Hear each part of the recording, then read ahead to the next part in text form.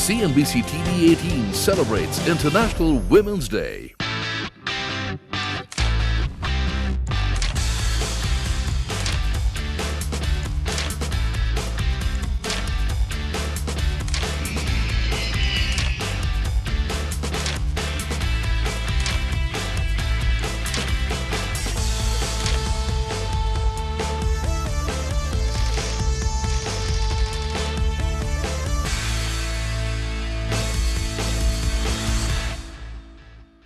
Hello and welcome to this special episode of Young Turks. I'm Shireen Bhan. Today is International Women's Day and we're celebrating women power on the show. According to the World Economic Forum, 24% of India's workforce, that is 117 million of 478 million people, are women. But India ranks 113th of 135 countries on the forum's Gender Gap Index. Now, despite that low rank, a large number of women in India are braving their way to take up entrepreneurship roles. On today's episode, we celebrate the success of 4 such women across different industries. Our first guest is a 31-year-old management graduate from Cornell University. Nirupa Shankar joined the family's real estate business Brigade in 2009. She currently oversees the group's hospitality venture, service apartments, convention centers, lifestyle membership clubs with 7 properties located in Bangalore. Nirupa also manages the assets of the parent company's hotels like the Sheraton Hotel and the Grand Mercure Bangalore. Targeting a turnover of 145 crore rupees this fiscal, let's take a look at Nirupa's journey. Nirupa Shankar discovered her love for the hotel industry while working on a hospitality deal as a consultant with Ernst & Young in the US. She decided to call it quits and came back to join Brigade Hospitality Services in 2009. Since then, Nirupa has expanded the family's real estate business from clubs, service apartments and convention centers to set up modern lounges like this one. Spread across 10,000 square feet, the High Ultra Lounge is a modern Asian bar and restaurant that sits atop the 31st floor of the World Trade Center in Bengaluru. Nirupa has also launched a catering and event management initiative called Celebrations, which manages corporate cafeterias, birthday parties, weddings and outdoor banquets. So we asked her what's different about Brigade Hospitality. I think the key USP of the company is because it manages a range of units and provides a range of services. That becomes our key USP because no other company has the kind of range that we do. So whether it's event management or whether it's catering or whether it's logistic support that we provide for various events, no other company sort of has the kind of range of products and services that we provide within Brigade Hospitality. Nirupa claims the venture has seen a growth of 69% CAGR since its inception. With a current portfolio of 2 hotels, 2 convention centers, 4 lifestyle membership clubs and a service apartment all located in Bengaluru, the team of 900 employees is now targeting mid-market hotels with future partnerships.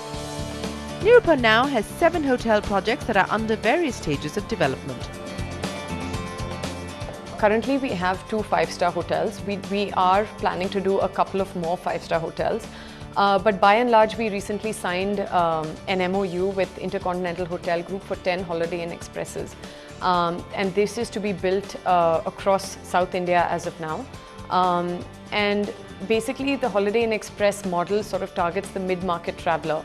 And we see a huge potential in this segment because India as a country might get 5 to 6 million foreign tourists in a year, but the domestic travelers are more than 650 million. So there is a huge potential in the mid-market category of hotels, and that is where we see the major driver for the hotel business. And apart from taking the business to new heights, Nirupa is also looking to build a well-rounded workplace. Workshops like this one help women within the organization equip themselves with skills to battle it out in the real world. With a target of adding over 20 hotels to the Brigade portfolio by 2020, Nirupa is striving to meet the larger goal of taking the group to the 10,000 crore rupee mark over the next 5 years.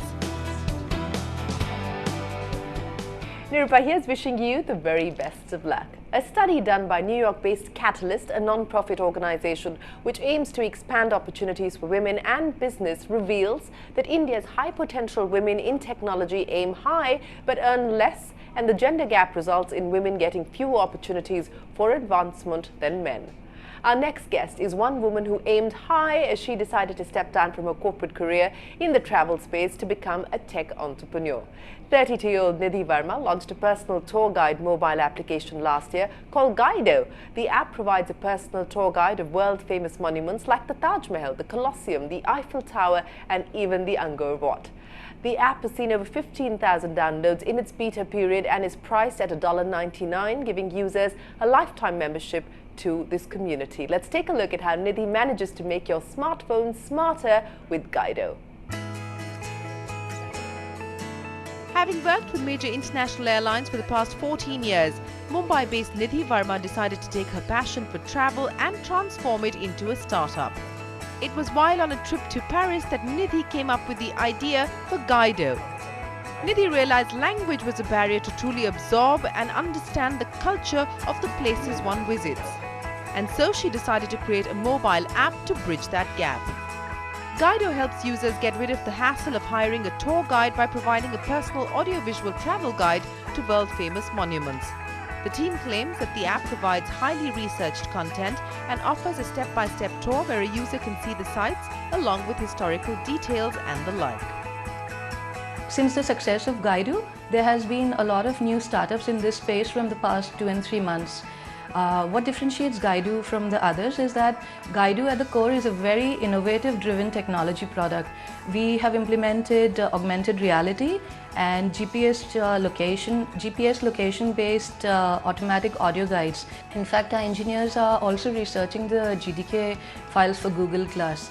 So all this makes Guido a completely hands-free product in the very near future, which will completely enhance the consumer experience. Guido's interactive design interface has a social sharing feature which lets users click images and either upload to the gallery or share within their social network. Also built into the app is information like opening and closing timings, ticket costs, weather, location maps, and key places of interest like hotels, restaurants and shopping areas around a particular monument. Once a user downloads the app on an Android or an iPhone, an active internet connection is not required to access the information. We have a CMS, which is a content management system, where we have our content curators who not just gather the content, they also update it regularly. The way we send notifications to the users is through push notification, and we also use other means such as email to inform them of any changes that are available. Currently, Guido runs on a freemium model where the text and visual content of the app is available free of charge, but the audio guide is priced at a one-time charge of $1.99, which ensures all future updates will be available at no additional cost to the subscriber.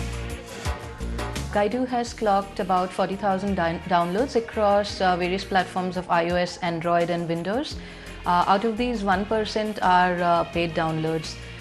In the near future, we are integrating monument ticketing as well as listings of various business places near and about the monuments. So this is what will give us a sustainable income.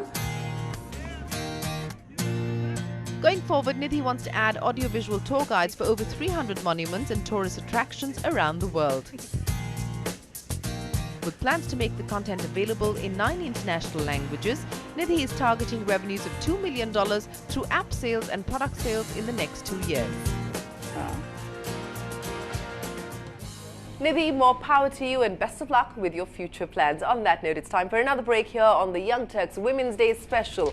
But when we return, meet the founder of an online cashback and couponing website, cashkaro.com.